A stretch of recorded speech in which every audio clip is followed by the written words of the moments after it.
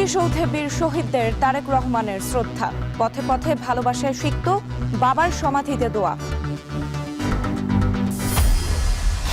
আমার ভাই কবরে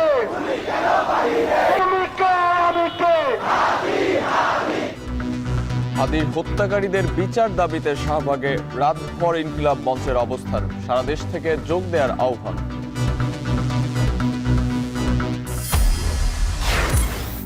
বরিশাল বিভাগে অধিকাংশ কেন্দ্র অতি ঝুঁকিপূর্ণ বলছে পুলিশ। শান্তিপূর্ণ ভোট গ্রহণ চ্যালেঞ্জ, নাগরিক সমাজের উদ্বেগ। বরিশাল বিভাগের ভোট কেন্দ্রগুলি বড় একটি অংশ ঝুঁকিপূর্ণ হিসাবে চিহ্নিত। সুষ্ঠু ভোট নিয়ে আশঙ্কা হয়েছে বলে আমরা মনে করছি। এবং বিদেশে কর্মী পাঠানো খরচের বড় অংশ দালালের পকেটে। রাষ্ট্র দায়বদ্ধ না হলে ব্যয় কমানো সম্ভব নয় বলছেন বিশেষজ্ঞরা।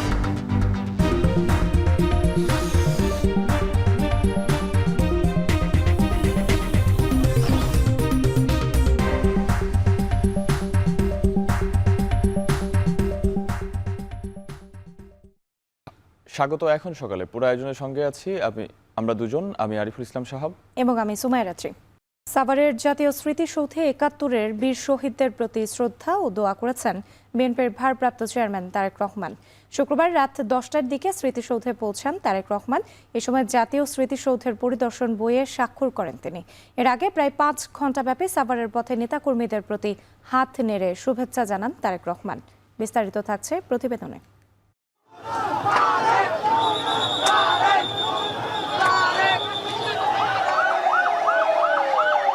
কুয়াশাচ্ছন্ন দুপুর পার হয়ে বিকেল, সন্ধ্যা গড়িয়ে রাত, কনকনে শীতে অবশেষে দীর্ঘ অপেক্ষার অবসান। প্রায় ১৯ বছরের বেশি সময় পর মহান মুক্তিযুদ্ধের বীর শহীদদের স্মরণ করতে সাভারের স্মৃতিসৌধে আসলেন বিএনপির ভারপ্রাপ্ত চেয়ারম্যান তারেক রহমান। সাথে বাবার সমাধিতে শ্রদ্ধা নিবেদন শেষে স্মৃতিসৌধ আসা পর্যন্ত পুরো পথে পেয়েছেন মানুষের ভালোবাসা। প্রায় ৫ ঘণ্টাব্যাপী সাভারের পথে নেতাকর্মী ও সাধারণ মানুষের প্রতি হাত নেড়ে শুভেচ্ছা জানান তারেক রহমান। স্মৃতিসৌধের সামনের কুয়াশা ভেদ করে শহীদদের স্মরণে কিছুক্ষণ দাঁড়িয়ে থাকেন তারেক রহমান। ফুলেল শ্রদ্ধা, নীরবতা আর দৃঢ় প্রত্যয়ে উচ্চারিত হয় স্বাধীনতার চেতনা। জাতীয় স্মৃতিসৌধে পরিদর্শন বইতে স্বাক্ষর করেন তিনি। এরপর ফিরতি যাত্রা শুরু করেন বিএনপির ভারপ্রাপ্ত চেয়ারম্যান। তখন বাজে রাত প্রায় ১০টা। এর আগে সূর্যাস্তের পূর্বে দলের সিনিয়র নেতারা তারেক রহমানের পক্ষে শ্রদ্ধা জানান শহীদদের প্রতি। তৌহিদুল তারেক, এখন ঢাকা।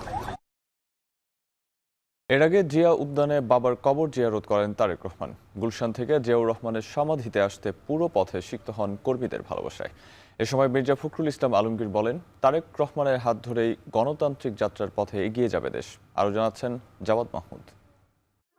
আল্লাহ তার জীবনের জানা অজানা ইচ্ছা অনিচ্ছা যদি কোনো ভুল টুট হয়ে থাকে মাবুদ, তার উসিলা সন্তানের উসিলা আল্লাহ তাকে জান্নাতে উচ্চ মাকাম দান করে দিয়েন।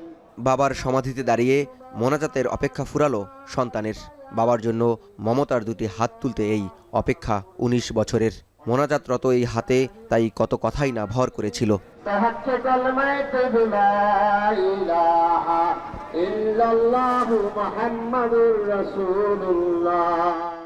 বাবা প্রয়াত রাষ্ট্রপতি জিয়াউর রহমানের সমাধির সামনে বিএনপির ভারপ্রাপ্ত চেয়ারম্যানের দাঁড়িয়ে থাকবার এই দৃশ্য রাজনৈতিক পরিবারগুলোর আমৃত্যু সংগ্রামেরও এক দৃষ্টান্ত বটে। রাজকীয় প্রত্যাবর্তনের দ্বিতীয় দিনে বাদ জুমা বাবার কবর জিয়ারতের উদ্দেশ্যে বের হন বিএনপির ভারপ্রাপ্ত চেয়ারম্যান তারেক রহমান। গুলশান এভিনিউ থেকে জিয়া উদ্যানের ৫ মাইলের পুরো পথ জুড়ে এদিনও সিক্ত হয়েছেন কর্মীদের উষ্ণ অভ্যর্থনায়। বাদ আসর তারেক রহমানকে বহনকারী লাল বাস নেতাকর্মীদের ভিড় ঠেলে জিয়া উদ্যানের ফটকে পৌঁছানোর ঘণ্টা দুয়েক আগেই সমাধি প্রাঙ্গণে আসেন বিএনপি নেতারা। এ সময় মির্জা ফখরুল ইসলাম আলমগীর বলেন, তারেক রহমানের হাত ধরেই গণতান্ত্রিক যাত্রার পথে এগিয়ে যাবে দেশ। গোটা বাংলাদেশের গণতন্ত্রকামী মানুষ আমরা আজকে অপেক্ষা করে আছি এই নেতার নেতৃত্বে একটা সত্যিকার অর্থেই একটা সুখী সমৃদ্ধ গণতান্ত্রিক বাংলাদেশ নির্মাণের জন্য। জনমনে নির্বাচন কেন্দ্রিক সব ধোঁয়াশা তারেক রহমানের প্রত্যাবর্তনের মাধ্যমে কেটে গেছে বলে মন্তব্য করেন স্থায়ী কমিটির সদস্য মির্জা আব্বাস। যেই সংকট, যে ষড়যন্ত্র কথা তোমরা বলছো, আমি জানি না কোন ষড়যন্ত্র, আমার জানা নাই ষড়যন্ত্রের কথা। তবে যদি থেকে থাকে কোনো কিছু, আমাদের অ্যাক্টিং চেয়ারম্যান তারেক রহমানের প্রত্যাবর্তনে সমস্ত কিছু কেটে যাবে, ধোঁয়াশা কেটে যাবে ইনশাল্লাহ। পিতা পুত্রের এই অদৃশ্য মোলাকাতে আগত কর্মীদের স্মরণে ছিল দেশের রাজনীতির এক অন্ধকার যুগ, যা কেড়ে নিয়েছিল পিতার কবরের পাশে দাঁড়িয়ে পুত্রের মোনাজাতের অধিকার। জাওয়াদ মাহমুদ, এখন, ঢাকা। ইনকিলাব মঞ্চের মুখপাত্র শরীফ ওসমান হাদী হত্যার বিচার দাবিতে এখনও রাজধানীর শাহবাগ মোড় অবরোধ করে বিক্ষোভ করছেন সংগঠনটির নেতাকর্মীরা। শুক্রবার দিনভর কর্মসূচি পালনের পাশাপাশি রাতেও সেখানে অবস্থান নেন তারা। সংগঠনটির পক্ষ থেকে জানানো হয়, হাদী হত্যার বিচারের বিষয়ে স্বরাষ্ট্র ও আইন উপদেষ্টা যতক্ষণ না পর্যন্ত তাদের আশ্বস্ত করবেন ততক্ষণ পর্যন্ত এই কর্মসূচি চলবে। দেখুন হোসেন শাহিদের প্রতিবেদন। সমস্ত দিনের শেষে শিশিরের শব্দের মতন যখন সন্ধ্যা আসে, তখনও উত্তাল শাহবাগ। ভাইহারা শোক নাকি শোক থেকে জন্ম নেয়া শক্তি, স্লোগানের সুর থেকে তা আলাদা করা যায় না। শাহবাগে হাদি চত্বরে সহস্রাধিক মানুষের এই অবস্থান কর্মসূচি চলে রাতভর। 2 সপ্তাহ পেরোলেও ওসমান হাদির হত্যাকাণ্ডের বিচারের গতি নিয়ে বিক্ষুব্ধ আক্ষেপ ফুটে ওঠে ছাত্র জনতার মাঝে। আমরা খুবই লজ্জিত, জুলাইয়ের পরে আমাদের সহযোদ্ধা ভাইকে এভাবে হত্যা করে দীর্ঘ 9 দিন পরে এখনো শহীদ ওসমান হাদী ভাইয়ের খুনিদেরকে ধরা হলো না। কি শিক্ষিত, কি অশিক্ষিত, কি ধনী, কি গরিব, সবাই আমরা শুধু একটা শব্দই আমরা বুঝতে পেরেছি যে কি শব্দটা ইনসাফ। আমাদের এই বাংলাদেশে ইনসাফ দরকার, সেইটাই হাদী আমাদেরকে শিখিয়ে দিয়েছে। দাবি তোলা হয়েছে, শাহবাগে গিয়ে কোনো উপদেষ্টা হাদী হত্যাকাণ্ডে জড়িতদের গ্রেপ্তার ও বিচারের বিষয়ে অগ্রগতি জানাতে হবে। মাঝরাতে এই কর্মসূচিতে সংহতি জানাতে আসেন এনসিপির ছাত্র শাখা সংগঠন, জাতীয় ছাত্র শক্তির নেতৃবৃন্দ সহ অনেকেই। জুলাই পরবর্তী সময়ে আইন শৃঙ্খলা পরিস্থিতির অবনতিতে হতাশা ও ক্ষোভ দুটোই প্রকাশ পায় তাদের কণ্ঠে। 4 ঘন্টায় 800 মামলার রায় কিভাবে হয়, এই ফয়সাল করিম কিভাবে হাইকোর্ট থেকে জামিনে বের হয়, সেই জবাব আসিফ নজরুলকে দিতে হবে। রাজপথে ইনকিলাব মঞ্চের অবস্থান চলবে বিচারের সুনির্দিষ্ট উত্তর না পাওয়া পর্যন্ত। শনিবার দেশবাসীকে শাহবাগে এসে কর্মসূচিতে একাত্মতা প্রকাশের আহ্বান জানিয়েছে ইনকিলাব মঞ্চ। হোসেন জাহিদ, এখন, ঢাকা। জাতীয় সংসদ নির্বাচনে বরিশাল বিভাগের 1/4-এরও বেশি ভোট কেন্দ্রকে অতি ঝুঁকিপূর্ণ হিসেবে চিহ্নিত করেছে পুলিশ। সুজন বলছে, বিষয়টি উদ্বেগজনক। এদিকে নির্বাচন কর্মকর্তারা বলছেন, দুর্গম এলাকায় ভোট গ্রহণ হবে বড় চ্যালেঞ্জ। তবে সুষ্ঠু ও শান্তিপূর্ণ নির্বাচনে সব ধরনের ব্যবস্থা নেওয়ার বিষয়ে আশ্বস্ত করেছেন রিটার্নিং অফিসার।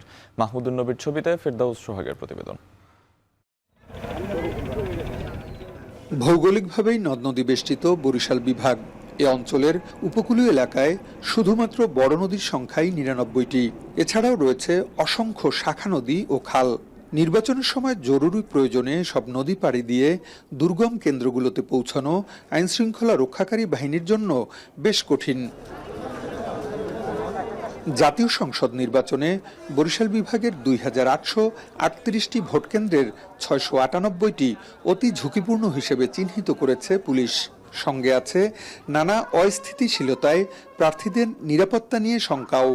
প্রশাসন ও গোয়েন্দা সংস্থার তথ্য মতে বরিশাল বিভাগের ভোট কেন্দ্রগুলি বড় একটি অংশ ঝুঁকিপূর্ণ হিসেবে চিহ্নিত। এই অবস্থায় এ বিষয়ে যথাযথ গুরুত্ব দেওয়া না হলে সুষ্ঠু ভোট নিয়ে আশঙ্কা হয়েছে বলে আমরা মনে করছি। বরিশাল জেলার হিজলা, মুলাদী ও মেহেন্দিগঞ্জ উপজেলা মূল ভূখণ্ড থেকে অনেকটা বিচ্ছিন্ন। এছাড়া পটুয়াখালী ও বরগুনা সহ বিভিন্ন জেলার একাধিক উপজেলাও মূল ভূখণ্ড থেকে বিচ্ছিন্ন। এসব এলাকায় নির্বাচনী সরঞ্জাম পৌঁছানো এবং ভোট গ্রহণ শেষে তা নিরাপদে ফিরিয়ে আনা বড় চ্যালেঞ্জ বলে মনে করেন আঞ্চলিক নির্বাচন কর্মকর্তা। ইলেকশনের ম্যাটেরিয়ালস পাঠানো, ইলেকশনের জনবল পাঠানো এবং সেখান থেকে নিরাপত্তা সহকারে নিয়ে আসা আসলে বড় চ্যালেঞ্জ। এগুলোকে বিবেচনা করে আমরা কেন্দ্রগুলোকেও সাজাচ্ছি এবং আইন শৃঙ্খলা বাহিনীও সেইভাবে ডিপ্লয়মেন্ট করা হবে। নিরাপত্তা নিয়ে পুলিশের বরিশাল রেঞ্জের ডিআইজি বলেন, প্রার্থীদের ব্যক্তি নিরাপত্তায় অগ্রাধিকার দেয়া হবে। আমাদের মূল যে গ্রুপ, সেটা জনভোটার, তাদের নিরাপত্তা আমাদের চেষ্টা করব। তো প্রার্থী নিরাপত্তার আমাদের সর্বাধিক থাকবে গুরুত্ব। একটা বিষয় পরিষ্কার যে আমাদের কোনো ব্যক্তি, দল বা গোষ্ঠীর মধ্যে আমাদের কোনো আনুগত্য নেই। অবৈধ অস্ত্র উদ্ধারে কোর কমিটি ইতোমধ্যে সভা করেছে। সন্ত্রাসীদের দমনে কাজ করছে আইন শৃঙ্খলা রক্ষা বাহিনী। ভোট সুষ্ঠু করতে সব ধরনের প্রস্তুতির কথা জানালেন বরিশালের রিটার্নিং অফিসার। রিমোট এরিয়াতেও আমার ফোর্সগুলি এমনভাবে ডেপ্লয় করা থাকবে, 15 মিনিট হচ্ছে আমার রেসপন্স টাইম। যে কোনো ঘটনা শোনা মাত্র 15 মিনিটে যে কোনো ফোর্স আমার যে কোনো জায়গায় যাতে আমার যেতে পারে সেভাবে আমরা পরিকল্পনা সাজিয়েছি। বরিশাল জেলায় মোট ভোটার প্রায় 22 লাখ জন, আর পুরো বিভাগে ভোটারের সংখ্যা 78,77,415 জন। নির্বাচনের আগে সবসময় ঝুঁকিপূর্ণ ভোটকেন্দ্রের তালিকা তৈরি করে পুলিশ ও গোয়েন্দা সংস্থা। শুধু কি তালিকা তৈরি করে দায়িত্ব শেষ, নাকি নেওয়া হবে বিশেষ কোনো ব্যবস্থা? কতটা নিরাপদ হবে ঝুঁকিপূর্ণ ভোটকেন্দ্রগুলো? এসব প্রশ্নের জবাব পেতে অপেক্ষায় থাকতে হবে ভোটের ফলাফল পর্যন্ত। ফেরদাউস সোহাগ, এখন, বরিশাল। কাগজে কলমে সৌদি আরব, মালয়েশিয়ায় যেতে একজন কর্মীর খরচ 5 থেকে 8 লাখ টাকা হলেও বাস্তবে এটি দ্বিগুণ, কখনো আবার 3 গুণও। আবার পুরুষ অভিবাসী কর্মীর নিয়োগে খরচ নারী অভিবাসী কর্মীর চেয়ে প্রায় 4 গুণ বেশি। এই টাকার বড় অংশ চলে যায় মধ্যস্বত্বভোগী বা দালালদের পকেটে। রাষ্ট্রকে দায়বদ্ধ না করতে পারলে ব্যয় কমানো সম্ভব নয় বলছেন অভিবাসন বিশেষজ্ঞরা। ব্যাকেটে জানাচ্ছেন কামরুল হাসান জনি। 2022 সাল থেকে চলতি বছরের ডিসেম্বর পর্যন্ত গড়ে 10 লাখের বেশি কর্মী বিদেশে পাঠিয়েছে বাংলাদেশ। চলতি বছর কেবল সৌদি আরবে গেছেন 7 লাখের বেশি কর্মী। বর্তমানে দেশটিতে যেতে একজন পুরুষ কর্মীর খরচ করতে হয় প্রায় 5 থেকে 8 লাখ টাকা। আরেক শ্রমবাজার মালয়েশিয়ায় যেতে চলতি বছর অনেকেই 6 লাখ টাকা পর্যন্ত খরচ করেছেন। 2020 সালের পরিসংখ্যান ব্যুরোর তথ্য বলছে, পুরুষ অভিবাসী কর্মীর নিয়োগ ব্যয় নারী অভিবাসী কর্মীর নিয়োগ ব্যয়ের তুলনায় প্রায় 4 গুণ বেশি। দক্ষ পুরুষ অভিবাসীদের ক্ষেত্রে এই ব্যয় 4,27,217 টাকা, যাদের মাসিক আয় 29,477 টাকা। অদক্ষ অভিবাসীদের ক্ষেত্রে সে ব্যয় বেড়ে দাঁড়ায় 4,77,927 টাকা। আর গৃহকর্মীদের বিদেশ গমনের খরচ পড়ে 1,18,964 টাকা। মাসিক 16,678 টাকা বেতনে এ ব্যয় তুলতে তাদের সময় লাগে প্রায় 7 মাস। সরকারি এই আয় ব্যয়ের সঙ্গে বাস্তবতার চিত্র ভিন্ন। কোনো কোনো দেশে যেতে 5 থেকে 15 লাখ টাকা খরচ করছেন অভিবাসন প্রত্যাশীরা। এই ব্যয়ের টাকায় একটি অংশ চলে যায় মধ্যস্বত্বভোগী দালাল বা দেশের সাব এজেন্টের পকেটে। সংশ্লিষ্টরা বলছেন, সাধারণ অভিবাসন খরচের বাইরে অনির্ধারিত বা হিডেন কস্ট অভিবাসন ব্যয় বৃদ্ধির অন্যতম কারণ। মাত্রাতিরিক্ত উড়োজাহাজ ভাড়াকেও দায়ী করছেন তারা।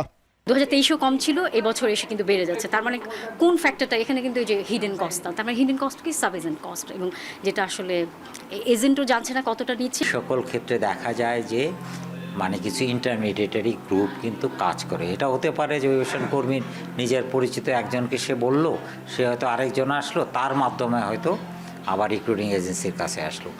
এই যে মাঝখানে যে গ্যাপ বা হাত বদল, সেই সমস্ত মানুষেরাও কিন্তু কিছু কিছু ব্যবসা করে। জনশক্তি রপ্তানির ক্ষেত্রে সংখ্যা বিবেচনার চাইতে মানের দিকে দৃষ্টি দিতে বলছেন অভিবাসন বিশেষজ্ঞরা। রাষ্ট্রকে দায়বদ্ধ না করতে পারলে অভিবাসন ব্যয় কমানো সম্ভব নয় বলেও দাবি তাদের। সরকার দাম বেঁধে দিয়ে কোনো দিন ব্যয় কমাতে পারবেন না যতক্ষণ পর্যন্ত সরকারি মহলের করাপশন, রিক্রুটিং এজেন্সিদের অন্যায় যে চেষ্টা লোক পাঠানোর এবং অ্যাকাউন্টেবল না থাকা, এগুলো যতদিন পর্যন্ত বন্ধ না হবে আপনি এই ব্যবস্থার থেকেই উচ্চ অভিবাসন ব্যয় থেকে বেরোতে পারবেন না। সংকট সমাধানে এজেন্সি ও নিয়োগকারী প্রতিষ্ঠানগুলোকে পলিসি মেকিংয়ে যুক্ত করার পরামর্শ সংশ্লিষ্টদের। দালালের দৌরাত্ম্য কিভাবে বন্ধ করা যায় সেই পথও সরকারকে দেখাতে হবে বলছেন রিক্রুটিং এজেন্সির মালিকরা। কামরুল হাসান জনি, এখন, ঢাকা। যশোরে বাড়ছে শীতের দাপট, এতে জনজীবনে পড়ছে ব্যাপক প্রভাব। এদিকে ঘন কুয়াশা আর হিমেল বাতাসে পঞ্চগড়ে জেঁকে বসেছে শীত। দুর্ভোগে পড়েছেন জেলার নিম্ন আয়ের খেটে খাওয়া মানুষেরা। শীত বস্ত্রের অভাবে কষ্টে রাত পার করছেন অনেকে। এ নিয়ে আরও জানাতে যশোর থেকে যুক্ত হচ্ছেন রিপন হোসেন ও পঞ্চগড় থেকে লুৎফর রহমান।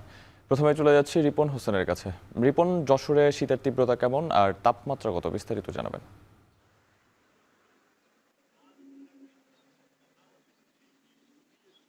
দিন গেলে কিন্তু শীতের তীব্রতা বাড়ছে। আমরা দেখেছি গতকালকে 9 ডিগ্রি সেলসিয়াস তাপমাত্রা বিরাজ করতে, সর্বনিম্ন আজকে কিন্তু আরো কমেছে। আজকে 8.8 ডিগ্রি সেলসিয়াস তাপমাত্রা বিরাজ করছে এবং আমরা দেখছি যে কুয়াশাও রয়েছে, কুয়াশার দৃষ্টিসীমা রয়েছে 100 মিটার এবং বাতাসের যে আর্দ্রতা সেটি রয়েছে 98 ভাগ। এই অবস্থায় আসলে শীতের তীব্রতা বাড়ছে। সারা খেটে খাওয়া মানুষ রয়েছে, সাধারণ নিম্ন আয়ের মানুষ রয়েছে, তারা কিন্তু কষ্টে রয়েছে।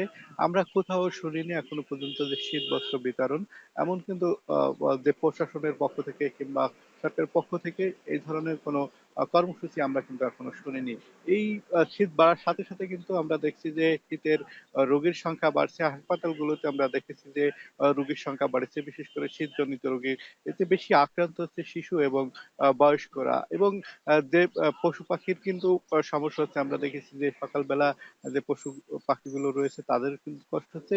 শীতের তীব্রতা বাড়ছে। গতকালকে কিছুটা সূর্য উঠলেও আজকে এখন পর্যন্ত কুয়াশায় ঢাকা রয়েছে এবং সাধারণ মানুষের আনাগোনা কম রয়েছে। আমি রয়েছি যশোরের দড়াটানা ভৈরব চত্বরে। এখানে আমরা দেখছি যে অন্যান্য সময়ের তুলনায় এখন কিন্তু যে মানুষ চলাচল সেটি কম রয়েছে। অর্থাৎ শীতের তীব্রতা বাড়ার কারণে ঘর থেকে মানুষ কম বের হচ্ছেন।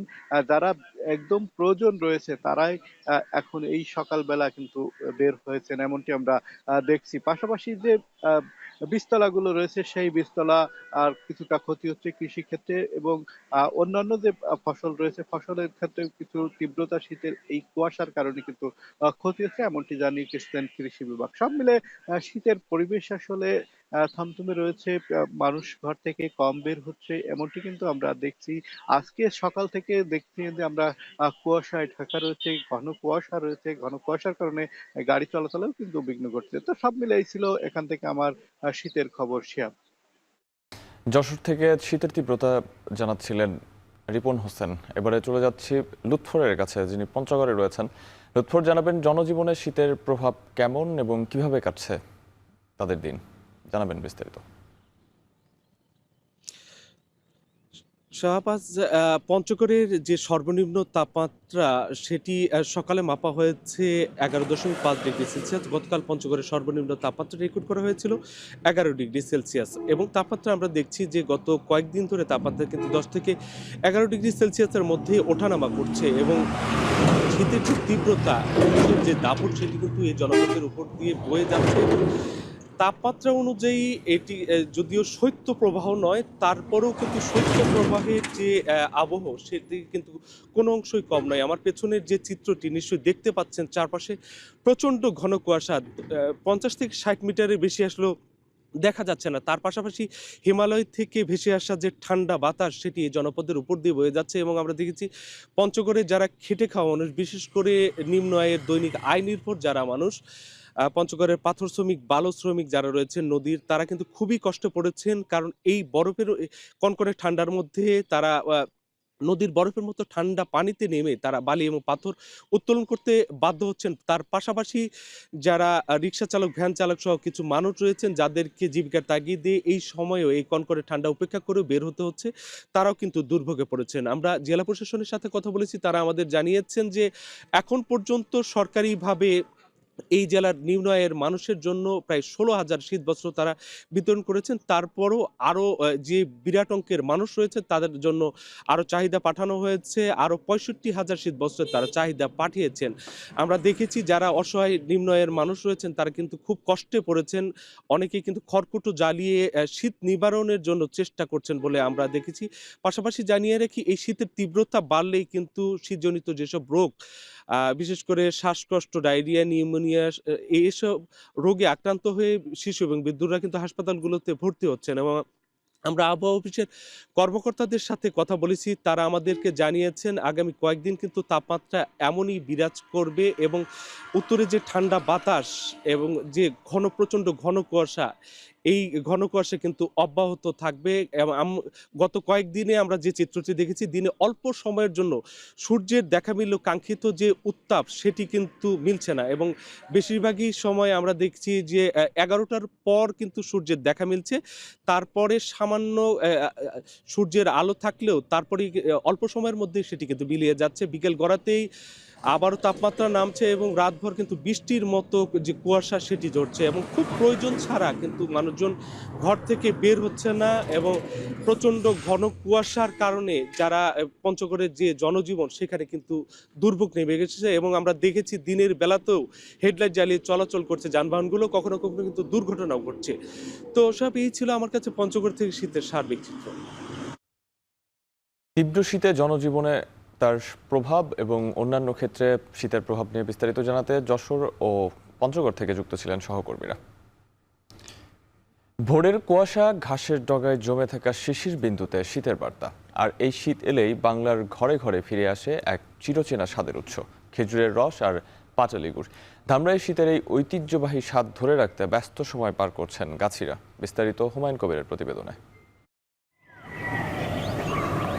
ভোরের সূর্য ওঠার আগেই ঘুম ভাঙে গাছিদের। কনকনে শীতে কুয়াশা ভেদ করে ছুটে যান খেজুর বাগানে। গাছ থেকে নামিয়ে আনা হয় রস ভরা হাঁড়ি, সেই কাঁচা মিষ্টি রস থেকে তৈরি হয় গুড়।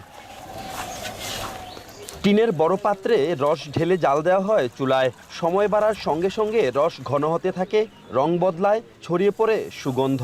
কিছুক্ষণের মধ্যেই তরল রস রূপ নেয় সুস্বাদু পাটালি গুড়ে। 500-550 টাকা গুড় বেশি আমরা, চৌরস বেশি 450 টাকা। গাছ কমে গেছে, গাছ কমা যাওয়ার কারণে আমার জীবিকাটা কম হয়। দাম কমে যাওয়ার কারণে মানুষ অবহেলায় পড়ে যায়, এগুলোর অর্থনৈতিক দুর্ঘটনায় পড়ে, এজন্য এগুলা কমে গেছিল। তো কমে গেছিল, সবাই তো কমে গেলেও ছাড় দেয় নাই। গাছিরা জানালেন আগের তুলনায় খেজুর গাছ কমে যাওয়ায় কমেছে রসের পরিমাণ, ভাটা পড়েছে আয়েও। তবুও ঐতিহ্য ধরে রাখতে চেষ্টা থেমে নেই তাদের। আসলাম, ভালো লাগলো, রসটা অনেক মিষ্টি, অনেক সুস্বাদু। এখানে যদি না আসতাম তাহলে হয়তো এটাও বানানো দেখতে পারতাম না, যে এই যে গুড় বানাচ্ছে। গুড় নিয়ে দেখি কিরকম সুস্বাদ। মেহনত করে কষ্ট করে খেজুরের রস সংগ্রহ করে ওনারা ভেজাল মুক্ত গুড় তৈরি করে। এদিকে কৃষি বিভাগ বলছে বেশি করে খেজুর গাছ রোপণের কথা। আমি সবাইকে আহ্বান জানাবো যে ধামরাই যারা রয়েছে, যাদের সুযোগ আছে, তারা যেন জমির আইলে এবং রাস্তার পাশে খালি জায়গাগুলোতে খেজুরের গাছ রোপণ করে বেশি বেশি, তাহলে আমাদের যে গ্রামীণ পরিবেশ, গ্রামীণ যে ঐতিহ্য, সবকিছুই আমাদের রক্ষা পাবে। মানভেদে ধামরাইয়ে প্রতি কেজি খেজুরের গুড় বিক্রি হচ্ছে 500 থেকে 600 টাকা দরে। শীতের সকালে এই গুড় আর রস যেন গ্রাম বাংলার হারিয়ে যাওয়া স্বাদ আর ঐতিহ্যকে নতুন করে মনে করিয়ে দেয়। হুমায়ুন কবির, এখন সাভার। দেশে পেঁয়াজের ঘাটতি ও সংকটের মধ্যে মেহেরপুরে গ্রীষ্মকালীন পেঁয়াজ চাষ করে সফলতা পেয়েছেন কৃষক। অল্প সময়ে অধিক মুনাফা হয় চাষিরাও ঝুঁকছেন গ্রীষ্মকালীন পেঁয়াজ চাষে। সঠিক পরিকল্পনা ও চাষিদের সহযোগিতা করলে দেশের পেঁয়াজের ঘাটতিও দূর করা সম্ভব। মুজাহিদ আল মুন্নার তথ্য ছবিতে দেখুন বিস্তারিত। মেহেরপুর সদর উপজেলার ফতেপুর গ্রামের রেজাউল হক শিশির চলতি মৌসুমে 2,50,000 টাকা খরচে 4 বিঘা জমিতে গ্রীষ্মকালীন পেঁয়াজের আবাদ করেন তিনি, যেখান থেকে খরচ বাদ দিয়ে 4 বিঘায় 12 লাখ টাকা লাভের আশা করছেন তিনি। মোটামুটি 500 মনের ওপরে পেঁয়াজ হবে, যেটা এখন মোটামুটি এই বাজার মূল্যে হিসাব করলে দেখা গেল প্রায় 15 লক্ষের উপরে আমি বাণিজ্য করতে পারবো।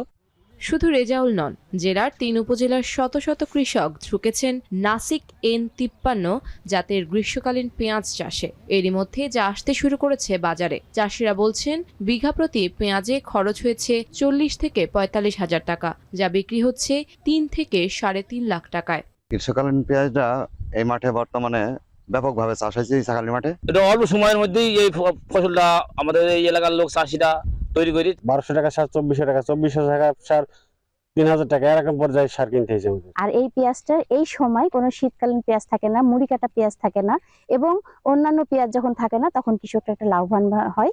আর এর ফলন বিঘা প্রতি আমাদের প্রায় হচ্ছে যে 100-120 মনের উপরে চলে যায়। জেলা কৃষি সম্প্রসারণ অধিদপ্তরের হিসেব মতে চলতি মৌসুমে জেলার পেঁয়াজ উৎপাদন লক্ষ্যমাত্রা ধরা হয়েছে 27,700 টন, যা থেকে বাণিজ্য হবে 221 কোটি টাকার বেশি। প্রতি বছরই গ্রীষ্মকালীন পেঁয়াজের আবাদ বাড়ছে এবং কৃষকরা ভালো দাম পাচ্ছে এবং বাংলাদেশে যে 2-3 মাস যে পেঁয়াজের একটা ঘাটতি থাকে সেটা পূরণে এই গ্রীষ্মকালীন পেঁয়াজ গুরুত্বপূর্ণ ভূমিকা পালন করছে। কৃষি বিভাগের পক্ষ থেকে আমরা কৃষকদেরকে গ্রীষ্মকালীন পেঁয়াজে আবাদে উদ্বুদ্ধ করে যাচ্ছি। গেল বছর এই জেলায় ২১,৬৬০ টন গ্রীষ্মকালীন পেঁয়াজ উৎপাদন হয়, যেখান থেকে বাণিজ্য হয় ১৫৬ কোটি টাকা। এখন মেহেরপুর। এখন সকালে নিচ্ছে আরেকটা বিরতি, সাথেই থাকুন।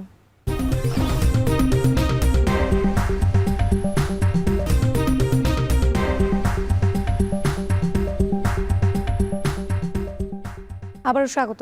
দেখছেন এখন সকাল। বরগুনায় বিষখালী নদীর তীব্র ভাঙনে বিলীন হচ্ছে একের পর এক বসতবাড়ি আর ফসলি জমি। ভিটেমাটি হারিয়ে নিঃস্ব হচ্ছে শত শত পরিবার। পানি উন্নয়ন বোর্ড বলছে জেলার প্রায় 50 কিলোমিটার বেড়িবাঁধ এখনও চরম ঝুঁকিতে রয়েছে। বিস্তারিত জানাচ্ছেন সুজনা কোন। বিষখালী নদীর 4 দফা ভয়াবহ ভাঙনে সব হারিয়ে এখন নিঃস্ব জাহাঙ্গীর খন্দকার। একসময় বাপদাদার জমি ছিল প্রায় 130 একর, সেসব এখন শুধুই স্মৃতি। 4 সন্তান নিয়ে নলটনায় সামান্য যে জমিতে এখন থাকেন সেটুকুই তার শেষ সম্বল। তবে সেটিও আগামী 2-1 বছরের মধ্যে নদীতে বিলীন হওয়ার শঙ্কায় কাটছে প্রতিদিন রাত। এই 3 অবদার পর এই শেষ, একালে বিলকুল কিছু নাই। বেশি কিনে খাই গেল তো কইতাম বল, বেশি কিনে খাই গেছে মোটা জামকুই সবই গেলে নদীতে। শুধু জাহাঙ্গীর খন্দকারই নন, ভিটেমাটি হারিয়ে এলাকা ছাড়তে বাধ্য হয়েছেন বহু সচ্ছল পরিবার। বিষখালী নদীর তীব্র ভাঙনে একের পর এক বসতবাড়ি, আবাদি জমি ও স্থাপনা চলে যাচ্ছে নদীগর্ভে। জমি জমার কথা কই আমরা কি আর করবো, শেষ হয়ে গেছে একেবারে। এলাকার মানুষ এই যে সামনে চিনাই ফকির বাড়ি, তারা একেবারে নিশ্চয়ই আইন্দে চলে গেছে। ব্লক টলক দিয়ে আমাকে ফিরাই যেতে, তবু আমরা কানা এখানে একটু থাকতে পারতাম। আর না থাকলে তো জায়গা নাই, আর নাইলে আমাকে সরকারের 2 দিতে, তবু আমরা এখানে দুঘর রাখতে আমরা বাস করতাম। গত কয়েক বছরে পানি উন্নয়ন বোর্ড বন্যা নিয়ন্ত্রণ বাঁধ দিলেও তীব্র স্রোত ও ভৌগোলিক পরিবর্তনে সেসব বাঁধ টেকসই হচ্ছে না। ঝুঁকিপূর্ণ স্থানে বারবার প্রতিরক্ষা বাঁধ দেওয়ার পরেও থামানো যায়নি ভাঙন। তাই বসতবাড়ি ও ফসলি জমি বাঁচাতে মজবুত বাঁধ নির্মাণের দাবি স্থানীয়দের। কয়দিন জায়গা কিনতে পারে, আমরা গরিব মানুষ, ডেলি এনি ডেলি খাই, খাটি পিটি খাই। মনে করেন আমরা কেমনে এই জমি জমা কিনি, কেমনে বাড়ি ঘাট বাঁধি। বহু চেষ্টা করেছি, বারবার বহু জায়গায় কথা বলেছি, কিন্তু কোনো উপকার পাই। বিষখালী নদীর 2 তীরের 44 কিলোমিটার এলাকা তীব্র ভাঙন কবলিত হিসেবে চিহ্নিত করেছে পানি উন্নয়ন বোর্ড। ভাঙন ঠেকাতে দ্রুত ব্যবস্থা নেওয়া হবে বলে জানিয়েছেন সংশ্লিষ্ট কর্মকর্তা। আমরা আশা করতেছি যে খুব দ্রুত বিষখালী নদীর বাম তীরে এবং ডান তীরে যে জায়গাগুলো আছে ভাঙন প্রবণ, স্থায়ীভাবে রক্ষার জন্য আমরা প্রকল্প প্রস্তাবনা দাখিল করব এবং সরকার যদি এটা অনুমতি দেয়, আমরা আশা করি এই জায়গার মানুষ এবং জানমালের পাশাপাশি কৃষি সম্পদ রক্ষায় আমরা কাজ করতে পারবো। পানি উন্নয়ন বোর্ডের তথ্য অনুযায়ী বরগুনায় 805 কিলোমিটার বেড়িবাঁধের প্রায় 50 কিলোমিটার বাঁধ এখন চরম ঝুঁকিতে। স্থানীয়দের দাবি, ভাঙন ঠেকাতে শুধু আশ্বাস আর প্রতিশ্রুতি নয়, তারা চায় কাজের বাস্তবায়ন। সুজনা কোন, এখন বরগুনা। এবারে দেশের বাইরের প্রসঙ্গ। মিয়ানমারের 330টি প্রশাসনিক এলাকার মধ্যে 3 ধাপের 265টি প্রশাসনিক অঞ্চলে নির্বাচনের আয়োজন করে সমালোচনার মুখে জান্তা সরকার। ভোট আয়োজনের মধ্যেও সামরিক অভিযান জোরদারের ঘোষণা দিয়ে আরও বেশি প্রশ্নবিদ্ধ মিন অং লাইং প্রশাসন। এই অবস্থায় নির্বাচনকে কমেডি শো বলে মন্তব্য করেছেন পালিয়ে রক্ষা পাওয়া মিয়ানমারের তরুণরা। তৌহিদুর রহমান জানাচ্ছেন বাকিটা।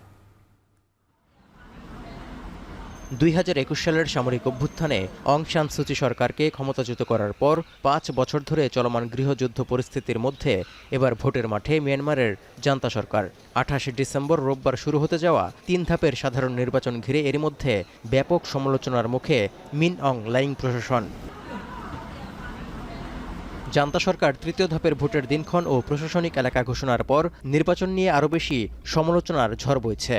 কারণ 3 ধাপে মিয়ানমারের 330টি প্রশাসনিক এলাকার মধ্যে 265টি প্রশাসনিক এলাকায় নির্বাচনের আয়োজন করার ঘোষণা দিয়েছে জান্তা সরকার।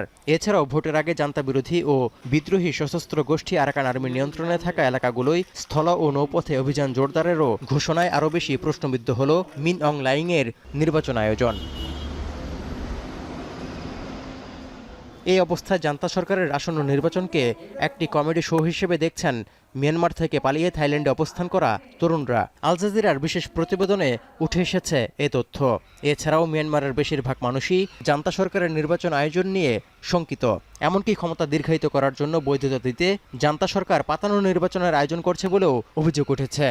အခုလည်းပဲဒီမဲအွန်လိုင်းပါဝင်ဒီစစ်ကောင်ဆောင်တွေကသူတို့ရဲ့ဒီပြစ်ဒဏ်တွေအတွက်ပြစ်ဒဏ်ကင်းလွတ်ခွင့်ကိုရဖို့ပေါ့နော်ရဖို့ဒါပြုလုပ်တဲ့ပွဲဖြစ်တယ်ပေါ့နော်နောက်ပြီးတော့ထပ်ပြီးတော့ပြောချင်တာတော့တကယ်ကိုအတူရအောင်နဲ့မကောက်ဘူးပေါ့နော်ဒီ black deal လို့ကျွန်တော်တို့ကပြောချင်တယ်သွေးစွန်းနေတဲ့ဒါএমন পরিস্থিতিতে জান্তা সরকার ভোটের আয়োজন করলেও দেশটিতে প্রকৃত শান্তি ফিরবে না বলেও শঙ্কা বিশ্লেষকদের। I think that the election will not produce anything new in Myanmar whatsoever. And those resistance groups who have always been at the forefront of the protests and resistance against the military junta will continue their struggle.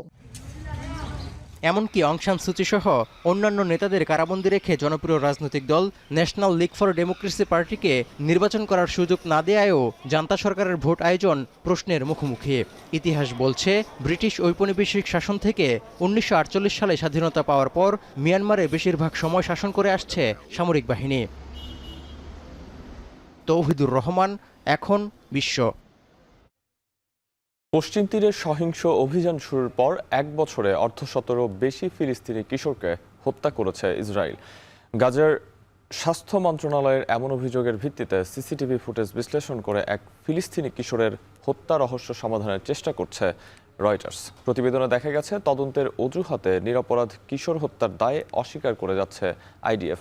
সতীর্থ কর্মকার জানাবেন বিস্তারিত। December 20, 2025 স্থানীয় সময় সন্ধ্যা 7টার দিকে অধিকৃত পশ্চিম তীরের কোনো এক অঞ্চলে অভিযানে নামে ইসরায়েলি সেনারা। সিসিটিভি ফুটেজে দেখা যায় দূরে দাঁড়িয়ে থাকা এক কিশোরকে দেখামাত্র গুলি চালায় এক আইডিএফ এর যোদ্ধা। ভিডিওটি সামনে আসার আগ পর্যন্ত ইসরায়েলি সেনাবাহিনী ফলাও করে প্রচার করেছে ওই কিশোর তাদের সেনাদের দিকে ঢিল ছুঁড়ে মেরেছিল, কিন্তু ভিডিওতে দেখা যাচ্ছে ভিন্ন কিছু, আর প্রত্যক্ষদর্শীরা বলছেন অন্য কথা।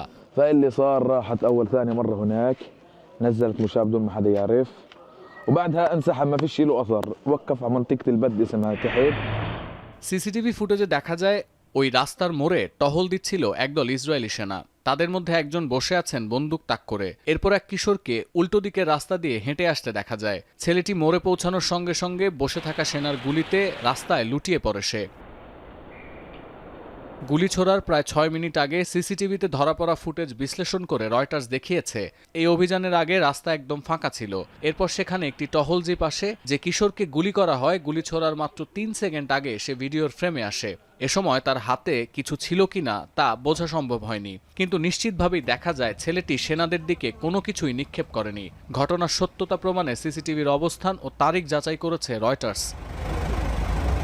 অধিকৃত পশ্চিম তীর থেকে নিখোঁজ আবু মোয়াল্লা নামের এক কিশোরের মা জানান নিহত ছেলেটি তার সন্তান।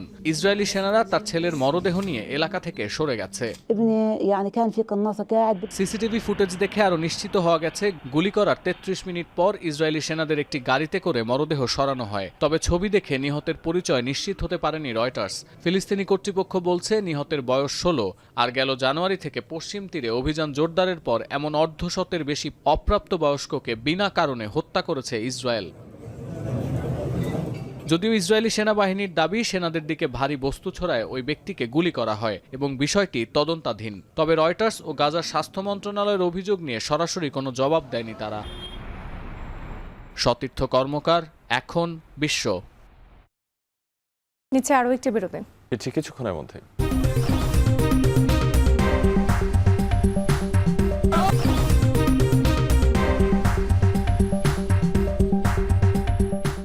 বিরতির পর আরো একবার ফিরলাম। দেখছেন এখন সকাল। এবার খেলা প্রসঙ্গ। 2025 সাল বাংলাদেশ ফুটবলের বাণিজ্যিক ভবিষ্যতের জন্য এক রূপান্তরের বছর। মাঠের খেলা যেমন বদলেছে তেমনি বদলে গেছে দেশের ফুটবলের ডিজিটাল সম্প্রচার আর স্পন্সরশিপের চিত্র। জার্সির বাজারেও ঘটে গেছে বিপ্লব। বাকিটা জানাচ্ছেন ফারহান ইহসান। বাংলাদেশ ফুটবলে বদলে যাচ্ছে আয়ের চিত্র। ডিজিটাল রাইটস আর পৃষ্ঠপোষকতায় এসছে ব্যাপক পরিবর্তন। ডিজিটাল যুগে বাংলাদেশ ফুটবল এখন এগোচ্ছে নতুন বাজার বাস্তবতার দিকে। দেশের অন্যতম বড় অগ্রগতি এসছে টিভি ও ডিজিটাল সম্প্রচার সত্ত্ব থেকে। আগের তুলনায় প্রায় দ্বিগুণ হয়েছে স্ট্রিমিং ভিউয়ারশিপ, বিশেষ করে ফেসবুক, ইউটিউব ও স্থানীয় ওটিটি প্ল্যাটফর্মে। বাংলাদেশ প্রিমিয়ার লিগের ম্যাচ এখন আর শুধু টিভিতে সীমাবদ্ধ নয়, দর্শকরা বিশ্বের যে কোনো জায়গা থেকে মোবাইলেই দেখছে খেলা। এর ফলে সম্প্রচারকারী প্রতিষ্ঠানগুলোর আয় বেড়েছে, আর ফেডারেশনের হাতে এসছে নতুন অর্থনৈতিক শক্তি। ফ্রেন্ডলি যেগুলো হয়েছে, 3টে ফ্রেন্ডলি কিন্তু আমরা টিভি রাইটসটা কিন্তু বিক্রি করেছি, TV rights and OTT rights. ফুটবলের যেহেতু 90 মিনিটস এ গেম, আর অ্যাডভার্টাইজমেন্টটা আপনি 15 মিনিটে দেখাতে পারেন। হ্যাঁ, ডোমেস্টিক লিগ হলে আপনি ওই বাম্পার এল শেপ দেখাতে পারেন, বাট তাও অত অ্যাট্রাকটিভ না because of the time, unlike cricket. স্পন্সরশিপে দেখা গেছে রেকর্ড অগ্রগতি। নতুন নতুন কর্পোরেট ব্র্যান্ড যুক্ত হয়েছে ক্লাব ও লিগ স্পন্সরশিপে। ফলে প্রিমিয়ার লিগের শিরোপা স্পন্সর থেকে শুরু করে ক্লাব জার্সি সব জায়গাতেই বেড়েছে আয়ের উৎস।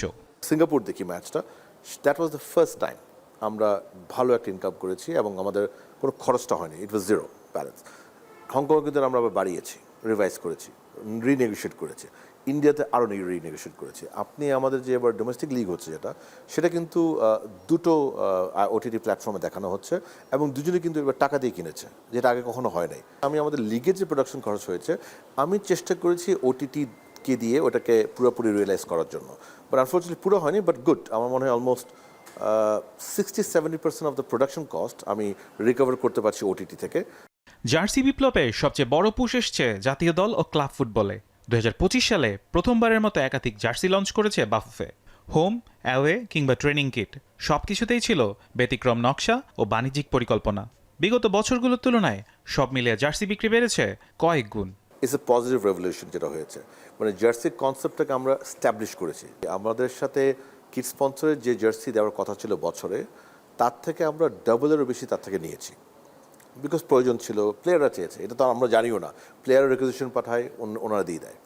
বাট টোটাল যে জার্সি উনি আমাদেরকে বিনামূল্যে দিয়েছে, তার অ্যাকচুয়াল সেলস তার থেকে কম হয়েছে। বাট আপনি দেখেন, আপনি প্রতি 5-10 জনের কিন্তু একটা জার্সি পাবেন। আপনি যেটা বললেন সব কাউন্টারফিট। এখন এটা আসলে আমরা জানি না going forward how law and order agency আমাদেরকে হেল্প করতে পারে, কিংবা দোকান সমিতি যারা আছে তারা কীভাবে রিয়েলাইজ করতে পারে যে এথিক্যালি ওরা অন প্রিন্সিপাল ওরা পাইরেটের জিনিসটা বিক্রি করবে না, অরিজিনালটা বিক্রি করবে। এবং আমি বিশ্বাস করি অরিজিনাল যদি পায় আমার ফ্যানরা কিন্তু অরিজিনালটা কিনবে, বিকজ তাদের মধ্যে ওই ভালোবাসাটা আছে ফুটবলের জন্য। মাঠের খেলা যাই হোক, 2025 সালে সবচেয়ে বড় জয়টা এসছে বাণিজ্যিক দিক থেকে। ডিজিটাল রাইটস, স্পন্সরশিপ কিংবা টেকনোলজি, এই তিনেই বদলে গেছে বাংলাদেশের ফুটবলের আর্থিক ভিত্তি। আর এর মধ্যে লুকিয়ে আছে ভবিষ্যতের বড় এক স্বপ্ন, বড় লিগ, বড় ক্লাব, সচ্ছল ক্লাব, আর সেই সাথে প্রতিদ্বন্দ্বিতামূলক ফুটবলে বাংলাদেশ। ফারহান ইসান, এখন, ঢাকা। শেষ করছি এখন সকাল। তবে যাওয়ার আগে শিরোনামগুলো আরও একবার।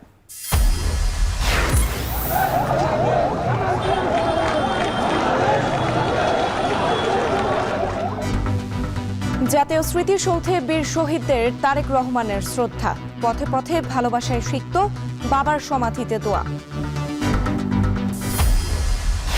আমার ভাই কবরে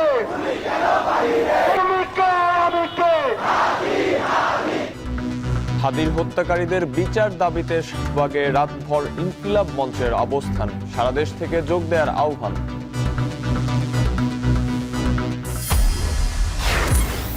বরিশাল বিভাগে অধিকাংশ কেন্দ্র অতি ঝুঁকিপূর্ণ বলছে পুলিশ, শান্তিপূর্ণ ভোট গ্রহণ চ্যালেঞ্জ, নাগরিক সমাজের উদ্বেগ।